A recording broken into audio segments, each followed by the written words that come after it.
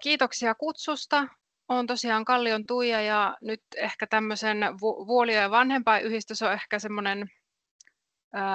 minkä puolesta toimintaa nyt esittelen, mutta myös voi sanoa, että kyläaktiivi ja sitten on myös paikallisessa aluelautakunnassa mukana, että monta titteliä paikallistasolla on mutta että puhun nyt ehkä enemmän tästä niin kuin vanhempainyhdistyksen näkökulmasta ja sitten myös niin kuin semmoisesta neljännen sektorin toimijuudesta, eli ihan miten niin kuin kansalaisina tai kuntalaisina niin ollaan aktiivisia ja toimitaan silleen ketterästi ja kokeilevasti. Ja tosiaan tulen tuolta Vuolijoelta Kainuusta ja meidän kylä valittiin Suomen älykkäimmäksi kyläksi vuonna 2020, eli siinä 2018, kohan se alkoi se kilpailu ja oli tämmöinen valtakunnallinen kilpailu ja siinä sitten voittoon päästiin. Mutta vähän tätä meidän taustaa ja ehkä sellaista mielenmaisemaa, eli että tosiaan meillä on hyvin vahva semmoinen halu kehittää sitä omaa kylää ja sen vetopitoa ja lumovoimaa, mutta tietyllä tavalla tunnistetaan, että me niin kuin ollaan välillä myös aika kärsimättömiä, että halutaan ketterästi ja nopeasti toimia, niin sitten ollaan lähdetty miettimään niitä toimintamalleja sitäkin kautta, että ei niin kuin lannisteta sitä intoa sitten niin kuin liikaa jollain että kaikkien pitää olla yhdistyksen jäseniä tai muuta. Ja tosiaan tietyllä tavalla just se, että tuodaan sitä iloa ja elinvoimaa ja palveluja kyläläisille, niin ne on ehkä niitä meidän semmoisia arvoja, mikä tässä meidän kylätoiminnassa näkyy. Ja tosiaan, kun puhun näistä neljännen sektorin toimijoista, niin tarkoitan tosiaan ihan tällaisia yksityishenkilöitä, jotka haluaa olla toiminnassa mukana, mutta eivät välttämättä niinkään ole sitten tietyn yhdistyksen jäseniä, vaan tulevat mukaan johonkin tiettyyn toimintoon ja sitä kautta tukevat tätä kylää kehittämistä. Mutta sitten meidän ehkä niin kuin tietyllä tavalla pitkäikäisin ja antaa semmoiset leveät hartiat tälle toiminnalle on Vuolijoen maaseutuyhdistys, jonka hanketoimintaa esittelenkin tuossa kohta vähän enemmän, ja he on olleet tosiaan se leveät harteet tälle hanketoiminnalle ja mahdollistaneet myös sen neljännen sektorin toiminnan, kun hanketoiminta monesti vaatii sen yhdistyksen kuitenkin hakijaksi. Ja tosiaan sitten vanhempainyhdistystä tai eläkeläisjärjestöjä on ollut sitten niin kuin monesti niissä hankkeissa yhteistyötahona. Et mekin sitten vanhempainyhdistyksen puolella ollaan oltu useammassa hankkeessa sitten yhteistyötahona ja toteutettu ehkä pieniä investointeja sitten sen hankkeen kautta ja sitten muuta toimintaa sitten myöskin. Ja sitten tosiaan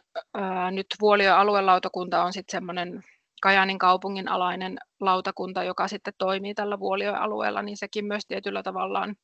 leventää niitä hartioita, mutta sitten niin kun siellä ehkä korostuu myös tietynlainen sitten semmoinen edunvalvonnallinen näkökulma, että ei pelkästään sitä kehittämistoimintaa. Ja sitten toki on muita järjestöjä ja paikallisen museon säätiö ja sitten paljon yritetään yhteistyötä myös tehdä muidenkin kylien ja paikkakuntien kanssa. No sitten vähän laitoin näitä toimintamuotoja. Eli tosiaan tämä osallistuminen tuohon Suomen älykkäin kyläkilpailuun niin antoi meille paljon sellaisia niin kuin semmoista ulkopuolista tukea, että saatiin sitä kautta koulutusta ja myös semmoista ehkä kyläkohtaista sparrausta ja myös sitä lisänäkyvyyttä, että kannustan ehdottomasti kaikenlaisiin kilpailuihin mukaan hakemista. Sieltä voi sitten saada muutakin kuin sen ehdokkuuden siinä kilpailussa, että yleensä sitten semmoista täydentävää tukea, mikä on älyttömän hyödyllistä. Ja sitten tosiaan hanketoiminta on sellainen hyvä tukijalka, joka mahdollistaa paljon. Ja sitten just ehkä kun viittasin tähän, että me nopeasti halutaan tuloksia, niin sitten kun todetaan, että semmoinen pieni kokeilu tehdään, niin se on sitten helposti talkootyönä toteutukseen ja päästään sitten maaliin myös nopeasti. Listasin tähän ihan nämä on nyt kaikki niin kuin maaseutuyhdistyksen hankkeita ja tosiaan vanhempaiyhdistys on osassa näissä ollut mukana. Ja kun saatte tämän materiaalin jakoon, niin sitten tuolla maaseutuverkoston hankerekisteristä löytyy myös nämä hankkeet ja ne julkiset hankekuvaukset, niin näette sitten niistä tarvittaessa lisää tietoja. Mutta tämä aika hyvin näyttää sen, että ollaan pystytty näitä LEADER-hankkeita tietyllä tavalla niin kuin tämmöisenä jatkumona toteuttamaan. Siellä on aina lähdetty niin kuin uudessa hankkeessa tekemään jotakin uutta, mutta että ollaan saatu sitä kautta sitä jatkuvuutta ja herkästi on myös ollut se ulkopuolinen hanketyöntekijä tai palkattu hanketyöntekijä siinä sitten lisäresurssina, mikä on sitten auttanut siinä, että kun kuitenkin yhdistystoimijat ja neljännen sektorin toimijat tekee sitä vapaa-ajallaan, niin on sitten sitä resurssia myös sitten siihen toteuttamiseen ihan palkattuna henkilönäkin. Ja tosiaan tässä on ollut monenlaista hanketta ja ehkä tuo nyt näihin digiteemoihin, niin tuo toiseksi ylin kohti älykästä Vuolijokea, mikä osin toteutettiin myös sen Suomen älykkäin kyläkilpailun aikana, niin siinä on aika paljon kehitetty niitä digitaalisia asioita. Mutta sitten muun muassa tuonne niin kuin tämmöiseen nuorten moottoripajatoimintaan, niin siellä on ollut 2 investointihanketta, että on silleen kokemusta useammanlaisesta hanketoiminnasta. Ja tosiaan LEADERin hankeneuvoja on ollut äärimmäisen hyvä tuki meillä sitten siellä, että on voinut keskeneräistä hakemusta laittaa kommenteille ja sitä kautta sitten päästä sen hankesuunnitelman kanssa myös maaliin. Ja tosiaan ehkä semmoisena mainintana voi nyt jo sanoa, että tosiaan pääpaino on ollut LEADER-hankkeessa, mutta ehkä nyt sitten viime vuosina ollaan myös herätty tällaiseen yksityiseen rahoitukseen. No Vuolijoen alueella tällä hetkellä on vasta 1 tuulivoimapuisto, mutta sillä sattuu olemaan tosi tämmöinen hyvä kompensaatiorahasto, eli sieltä käytännössä niin kuin paikalliset yhdistykset voi hakea sellaisiin pienimuotoisiin hankkeisiin sitten myös rahoitusta. Ja se on nähty hyvänä ja sitten nyt vanhempaiyhdistyksellä on tällä hetkellä keskustelut käynnissä sitten yhden tällaisen näitä sähköverkkolinjoja rakentavan yrityksen kanssa, jotka tekevät myös sitten paljon tällaisia yhteistyöprojekteja, niin sitäkin kautta ollaan nyt vähän kokeiltu, että saataisiko me sitten tällaista yritysyhteistyötä myös viriteltyä. Ja en tiedä, miten paljon olette seurannut uutisia, mutta loppuvuonna uutisoitiin myös tästä, että Google on maata hankkinut täältä Kajaanin suunnalta ja tosiaan se mahdollinen datakeskusinvestointikin on tälle Vuolijoen alueelle sijoittuva sinne Otanmäen taajaman viereen, niin toki mietitään myös sitten sitäkin, että olisiko siellä sitten tulevaisuudessa yhteistyömahdollisuuksia Googlen kanssa ja ehkä siellä sitten nämä digiasiat voisi myös korostua sitten vielä enemmän, että tämä on ollut ihan mielenkiintoinen kokemus myös näiden yritysten kanssa tehdä sitä yhteistyötä ja kannattaa semmoisetkin asiat miettiä, että olisiko omalla alueella sitten vastaavanlaisia yrityksiä, joilta voisi ehkä yhteistyömahdollisuuksia tiedustella. Mutta hypätään sitten näihin digitaalisuusasioihin, kun näitä erityisesti toivottiin, niin tosiaan hankkeissa ollaan tehty ihan tällaisia investointeja, eli tosiaan etätyötilojen varustelua, tämmöisen videolaitteistojen hankintaa, eli sit voidaan tarvittaessa näitä videolaitteistoja viedä myös toiselle kylätalolle alueella lainata eteenpäin. Eli ollaan ihan niin kuin lähdetty investoimaan niihin digilaitteisiin ja sitten tietysti sen ohella myös sitten niitä kursseja ja koulutusta järjestetty. Ja sitten hankittiin tämmöinen ikkunanäyttö, joka näkyy tuolla oikeassa ylänurkassa, eli pystytään myös sellaista saavutettavaa tiedotusta tuolla kylätaajamassa tekemään. Kun meilläkin on paikallislehti lakannut, niin ei ole oikein sitten sellaista painettua print tai muuta, niin se on hyvin pitkälle se tietynlainen matalan kynnyksen tiedottaminen siirtynyt tuonne Facebookiin tai Instagramiin, eli aktiivista somekäyttöä on myös, mutta sitten niin kuin nähdään kyllä se tarve myös tämmöiselle niin kuin tiedotukselle sitten näissä taajamissa, eli meillä on niin kuin sekä Vuolio että Otanmäen taajamassa sitten näitä ikkunanäyttöjä, ja niitä on hankittu yhdistyksen investointina, tai sitten aluelautakunta on myös hankkinut näitä, että se on semmoinen yksi tapa myös parantaa sitä tiedotusta noista ajankohtaisista tapahtumista ja muista asioista. Ja tosiaan mainihin jo tuossa noita digikursseja, video- ja nettikursseja, eli siellä on ollut ihan sellaisia perusdigitaitoja ja sitten myös kuvien editointia ja sähköisten mainosten tekemistä. Se on myös tärkeää, niin että kun sitä digitaalisuutta lähdetään lisäämään, niin sitten myös varataan niitä resursseja siihen kouluttamiseen. Ja tosiaan nämä on kaikki toteutettu sitten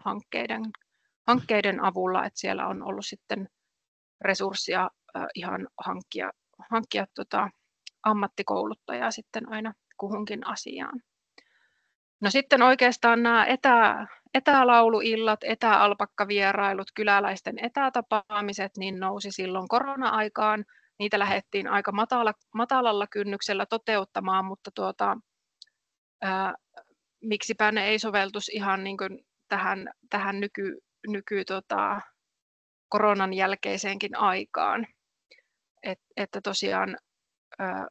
meidän maatilalla on noita alpakoita ja silloin muutamissa tilaisuuksissa alpakka kävi vierailemassa ja sitten järjestettiin tämmöisiä etälauluiltoja, eli siellä oli sitten käytännössä videoyhteys tuolta yhdeltä kylätalolta ja sitten myös tämmöisiä ihan niin kuin kyläläisten vapaamuotoisia etätapaamisia. Ja sitten esimerkiksi tuommoinen some-joulukalenteri, niin sitä kautta sitä yhteisöllisyyttä pidettiin paljon yllä, että varsinkin silloin korona-aikaan, kun oli ne live-tapaamiset kielletty niin sanotusti, niin saatiin sitä yhteisöllisyyttä ylläpidettyä myös etäyhteyksillä. Ja sitten tässä muutama esimerkki, mitä kokeiltiin myös hankkeen kautta. Eli meillä oli yhteistyönä tällainen matkatoimisto, joka korona-aikana siirtyi tekemään enemmän tällaisia virtuaalimatkoja. En nyt ihan tarkkaan muista, että tekikö he jo ennen sitä miten paljon noita virtuaalimatkoja, mutta me käytännössä vierailtiin virtuaalisesti tämän Chateau Carsinin viinitilalla, eli se on suomalaisomisteinen viinitila, toimivat tuolla Bordeauxn kaupungin kupeessa ja päästiin ihan, meillä taisi olla siinä myös mahdollisuus tämmöiseen viinimaisteluun, kun ennakkoon oli joitakin heidän viineään saatu vinkkausta, että mitä kannattaisi hankkia, ja sitten he kertoi niistä viineistä ja sitten ihan siitä maaseudun elämästä siellä Ranskassa ja muun muassa niin kuin luomuviljelystä ja muusta. Ja sitten toinen kokeilu oli ihan tuonne Roomaan, eli siellä oli matkaopas hän käytti sellaista virtuaalimateriaalia ja kuvamateriaalia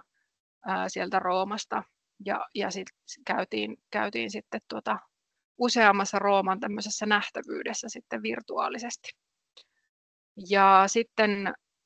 Vuolijoen koulun 5.–6. luokka oli sitten yhdessä kokeilussa mukana, eli silloin järjestettiin Italiasta tällaisen Braccianon koulun kanssa virtuaalivierailu.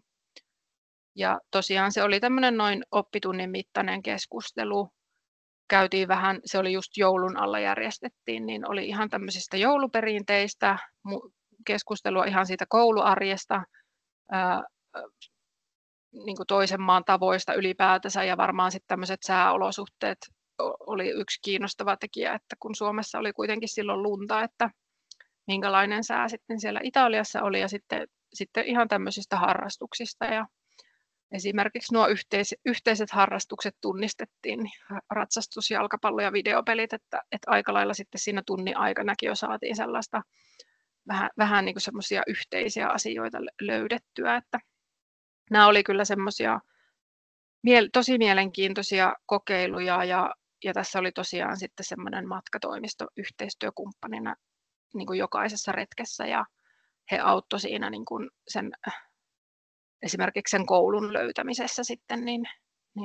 oli kyllä hienoja kokemuksia.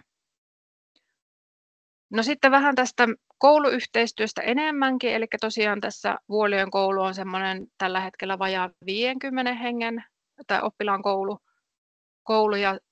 meillä on pitkä historia vanhempainyhdistyksellä sitten, miten ollaan näitä digitaitoja ja digivälineistöä sitten hankittu sinne koululle, eli noin 10 vuotta sitten varmaankin, voi olla vähän enemmänkin, niin hankittiin 10 kappaletta iPadeja, eli he pääsivät silloin aika varhaisessa vaiheessa tutustumaan jo noihin iPadien käyttöön, ja ne on edelleenkin tietynlaisessa koulutyössä apuna siellä. No sitten korona-aikana noita mikrofonikuulokkeita hankittiin ihan sillä, että kun oli sitä etäopiskelua ja muuta, niin sai sitten niin kuin oppilaat myös sitä välineistöä siihen koulunkäyntiin. Ja sitten tämmöisiä Lego-robotteja, mitä tuossa kuvassa näkyy, niin niitä hankittiin sitten yhden hankkeen tämmöisenä investointiosuutena. Ja sitten meillä oli tämmöinen Action Track-sovellus noin vuoden verran käytössä. Ja tuossa yhdessä kuvassa näkyykin siitä Action Track-sovelluksen sitä näkymää. Eli me rakennettiin tuonne paikallisen talonpoikaismuseon alueelle sitten semmoinen reitti tuonne sovellukseen, eli siellä tietyllä tavalla nostettiin esille niitä museokohteita, ja sitten siitä oli myös muutama muu semmoinen kohde täällä tai reitti täällä Vuolijoen alueella, että se oli kanssa semmoinen kokeilu, mitä tehtiin sitten hankkeen kautta. Ja sitten kun on haluttu viestiä semmoisella näkökulmalla, että voi olla vuolijokinen myös vaikka ei asuisi täällä, niin ollaan tietyllä tavalla sitten haluttu tarjoilla näitä Vuolijoen asioita myös virtuaalisesti. Ja tietysti se